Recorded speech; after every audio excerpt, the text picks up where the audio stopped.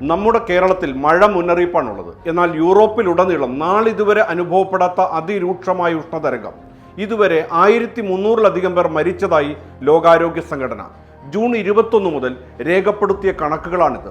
യൂറോപ്പിലെ വീടുകളിലും വിദ്യാലയങ്ങളും ഓഫീസുകളും ഇത്രയും ഉയർന്ന താപനിലയെ നേരിടാൻ സജ്ജമല്ലെന്നും അതുകൊണ്ട് തന്നെ ഉഷ്ണതരംഗം ഒരു നിശബ്ദ കൊലയാളിയായി മാറുന്നുവെന്നും ലോകാരോഗ്യ സംഘടനയുടെ മുന്നറിയിപ്പ്. കൊടും ചൂടിൽ നിന്നും രക്ഷപ്പെടാൻ എന്തു ചെയ്യണമെന്നറിയാത്ത അവസ്ഥയിലാണ് യൂറോപ്പ് ഇപ്പോഴുള്ളത്. ഫ്രാൻസിൽ മാത്രം 1000-ലധികം മരണങ്ങൾ റിപ്പോർട്ട് ചെയ്തിട്ടുണ്ട്. ഇതിൽ ഭൂരിഭാഗവും 65 വയസ്സിന് മുകളിലുള്ളവരാണ്. പെട്ടെന്നുള്ള താപവർദ്ധനവ് വയോധികരെയും കുട്ടികളെയും ഗുരുതരമായി ബാധിക്കുന്നു. നിർജ്ജലീകരണം, ഹീറ്റ് സ്ട്രോക്ക്, ശ്വാസകോശ സംബന്ധമായ അസുഖങ്ങൾ എന്നിവ മൂലം മരണനിരക്ക് ഉയരുന്നു. ആഗോള ശരാശരിയേക്കാൾ ഇരട്ടി വേഗതയിൽ ചൂട് കൂടുന്ന ഭൂഖണ്ഡമായി യൂറോപ്പ് മാറിക്കഴിഞ്ഞു. കാലാവസ്ഥാ വ്യതിയാനം മൂലമുള്ള ഈ വെല്ലുവിളികളെ നേരിടാൻ രാജ്യങ്ങൾ കർമ്മ പദ്ധതികൾ തയ്യാറാക്കണമെന്ന് ലോകാരോഗ്യ സംഘടന ആവശ്യപ്പെട്ടിരിക്കുകയാണ്. ജർമ്മനി, പോളണ്ട്, ചെക്ക് റിപ്പബ്ലിക് എന്നിവിടങ്ങളിൽ താപനില റെക്കോർഡ് ഭേദിച്ചു കഴിഞ്ഞു. ജർമ്മനിയിലെ കോഷനിൽ 41.7 ഡിഗ്രി സെൽഷ്യസും ചെക്ക് റിപ്പബ്ലിക്കിലെ ഡോക്ടാസ്നിയിൽ 41.1 ഡിഗ്രി സെൽഷ്യസും പോളണ്ടിലെ സൂബ്ലിസിൽ 40.5 ഡിഗ്രി സെൽഷ്യസും താപനില രേഖപ്പെടുത്തി. കനത്ത ചൂടിനെ തുടർന്ന് പലയിടത്തും സ്കൂളുകൾ അടച്ചിട്ടിരിക്കുകയാണ്.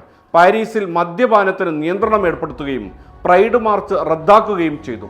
ഉഷ്ണതരംഗം തുടങ്ങിയ ശേഷം ഫ്രാൻസിൽ മാത്രം 74 പേർ വെള്ളത്തിൽ മുങ്ങി മരിച്ചു.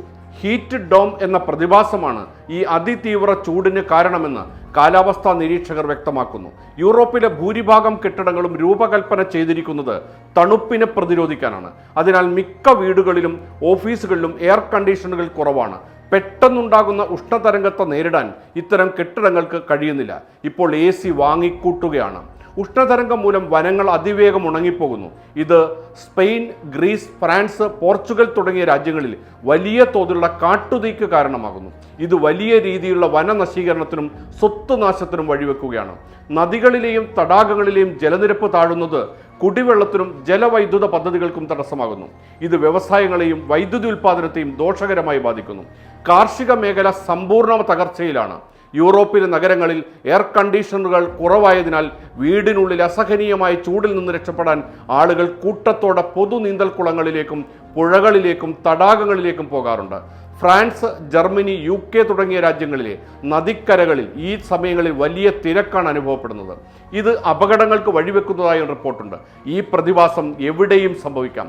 കാലാവസ്ഥാ വ്യതിയാനം വരാനിരിക്കുന്ന ഒന്നല്ല, മറിച്ച് നമ്മുടെ മുന്നിൽ സംഭവിച്ചു കൊണ്ടിരിക്കുന്ന ഒന്നാണ്. ഇതാണ് ഏറ്റവും വലിയ മുന്നറിയിപ്പ്. വ്യാവസായിക വിപ്ലവത്തിന് ശേഷമുള്ള ആഗോള താപനം നമ്മൾ കരുതുന്നതിനേക്കാൾ വേഗത്തിലാണ് പ്രകൃതിയെ മാറ്റിമറിക്കുന്നത്, മനുഷ്യരാശിയെ ബാധിക്കുന്നത്.